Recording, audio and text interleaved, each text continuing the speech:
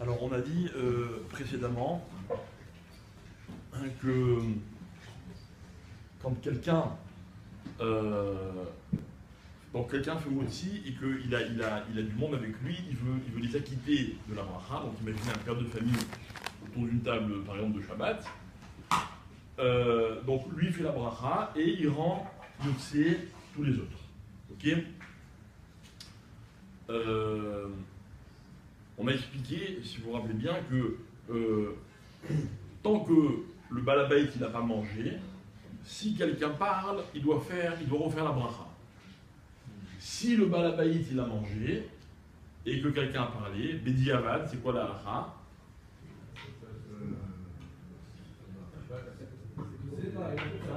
Ça passe quoi?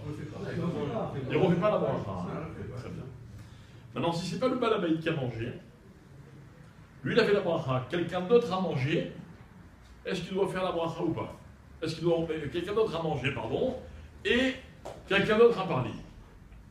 C'est bon aussi. On avait dit que c'est bon aussi, Chazak ou Baron.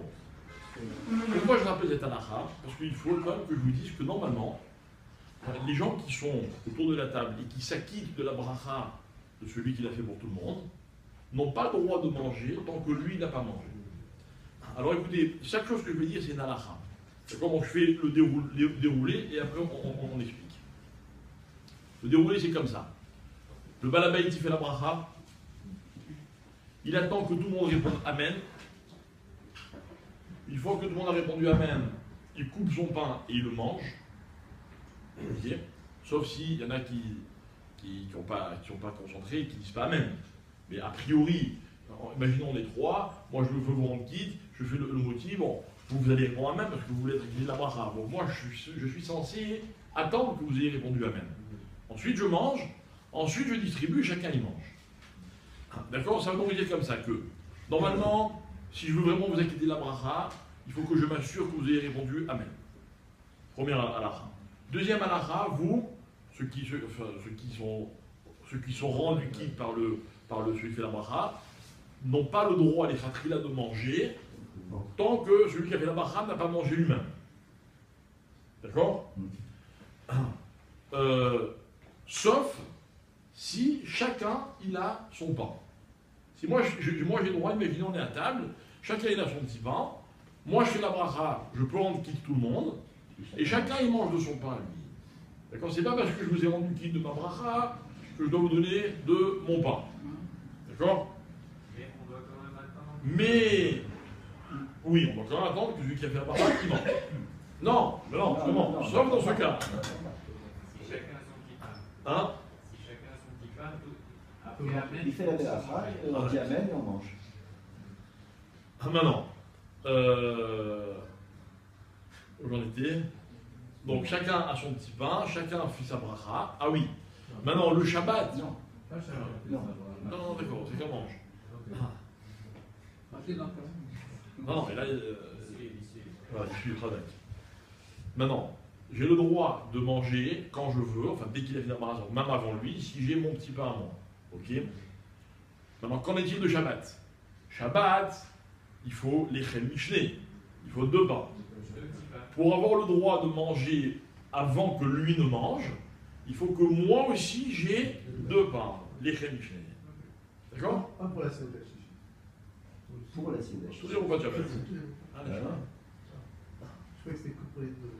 3 repas de Shabbat. Ok?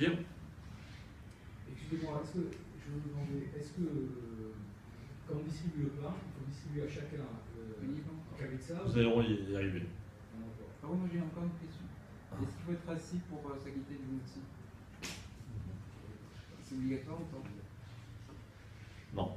Obligatoire? Non, c'est une siouda où il n'y a pas de place pour tout le monde. Et moi je fais motzi pour tout le monde, et celui qui va manger, il n'a pas à s'asseoir. On va pas lui dire de refaire la bracha. Après, il y a un autre problème, parce qu'on a le droit de manger assis, c'est un autre problème. Debout. C'est un autre problème. D'accord? Plus que pas bien. Il y en a même qui disent que c'est. Enfin bref. Après, ça peut avoir une incidence sur les brachot. Ok, mais c'est un autre sujet. Alors, maintenant la question, c'est la suivante. C'est pas une question, c'est une affirmation. Celui qui fait le motzi, il doit manger avant de donner à quiconque. question qu'on m'avait posée la dernière fois. D'accord?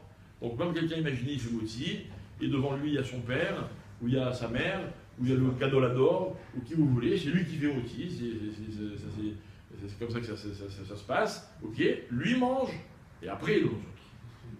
D'accord? Dans quel ordre il donne aux autres? Chacun il fait ce qu'il veut. Dans l'ordre de Carrel. Si ça va, mais continuer les âges. Il y en a qui donnent à la femme. Voilà, normalement on est censé donner à sa femme en premier. Ok? Même si elles sont pères. Ouais. Maintenant, si le père il n'est pas mourant, mais après tout ça c'est pas des choses importantes. D'accord. On le pose, on le donne à la main. Voilà, ils ont. D'accord? Donc dans l'ordre n'importe peu. Il y a des familles où on a l'habitude de donner du plus âgé au plus jeune. Il y a des familles où on donne d'abord à son père ou à sa mère qui sont présents. Il y a des familles où on donne d'abord à la femme, quoi qu'il arrive. Ok? Bref. Voilà, et surtout, c'est pas des halachot, quoi. Vous voyez, genre, ah, c'est un sourd, machin, non. Ok? Maintenant, quand on donne le pain, on ne doit jamais le donner de la main à la main. Il n'y a que à l'endeuillé, l'oalino, ou à Vel, qu'on donne le pain de la main à la main. Ok? On apprend un pasouk. Ok? Donc quand je distribue mon pain à table, je dois le peser devant la personne qui va le manger, et elle le prend. Ok? Le jeter, on ne doit pas le faire non plus, mais c'est un autre problème, encore une fois. On n'a pas rejeter parce qu'on n'a pas le droit de faire un zilzoul du pain. D'accord? Maintenant, est-ce que je peux, comme ça, le poser un peu. Chacun il sait si ça s'appelle jeter, ça ne s'appelle pas jeter, si c'est un manque de carotte, c'est pas un manque de carotte. Ok? Maintenant, combien je dois donner de pain par personne? Bon, là, comme vous voulez comme moi, qui fait le motif, je suis passé. Mais non, par personne, si vous le donnez à moi je le donne à la main d'un autre. Non, pareil, vous lui posez devant. Mais j'ai le droit de passer par vous pour que le pain il arrive chez l'autre. Ça, il n'y a aucun problème. Aucun problème. Non. On ne donne pas le pain de la main à la main. D'accord? Mais pour que lui passe. Vous lui posez, il lui prend. C'est pareil, vous comprenez ce que je veux dire? Maintenant, encore une fois, si vous l'avez fait, c'est pas la fin du monde. Et vous pouvez dire, oui, mais de toute façon, c'est pas pour lui, c'est pas lui qui le mange. Tout ça, c'est pas, encore une fois, c'est pas des halachot qui sont fondamentales. Je vous dis ce qu'il est bon de faire et ce qu'il est moins bon de faire. Alors, combien il faut donner de pain? Alors, sur ça, encore une fois, il n'y a pas une halakha, genre, si j'ai donné plus ou moins, ou ceci ou cela. Évidemment que pour faire moutsim, il faut manger quelque chose qui est consistant et pas une miette de pain. D'accord? Pour faire des fêtes Amazon, il faut en manger une telle quantité, etc.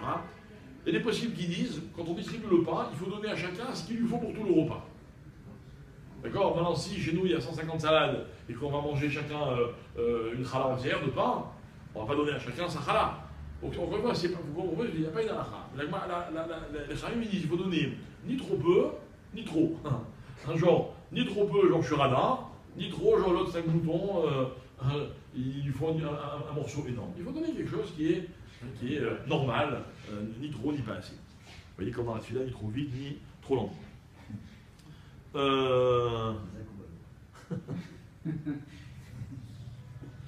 Après, il reste à savoir qu'est-ce qui est trop vite, qu'est-ce qui est trop lent. Maintenant, quelqu'un qui ne mange pas, il n'a pas le droit de faire aussi pour l'autre, évidemment. Dans toutes les birkot anéinim, je ne peux pas quitter quelqu'un pour. Il y a des cas de brachot pour des mitzvot, ou même si moi, je n'ai pas le chiyuv, je peux faire la bracha pour être à quitter quelqu'un d'autre. Dans le birkot anéinim, ça n'existe pas. Quelqu'un, il va boire un verre d'eau, il ne sait pas faire la bracha, je ne peux pas la faire à sa place, réponds à même moi. Non. D'accord? Il doit faire sa bracha, sauf. Bien muet. Et alors, ça change quoi? Le muet, il a un problème, comment il fait la bracha? Mais qu'est-ce que ça change que vous fassiez la bracha pour lui, s'il est muet ou s'il n'est pas muet? Vous n'allez pas faire la bracha. Le seul pour qui on peut faire une bracha, c'est qui? Non. Non. C'est un enfant pour lui apprendre à faire la bracha. C'est tout. Tous les autres cas, on ne peut pas les faire. D'ailleurs, l'enfant, il y a marqué aussi dans la bracha qu'on peut lui donner de la bracha.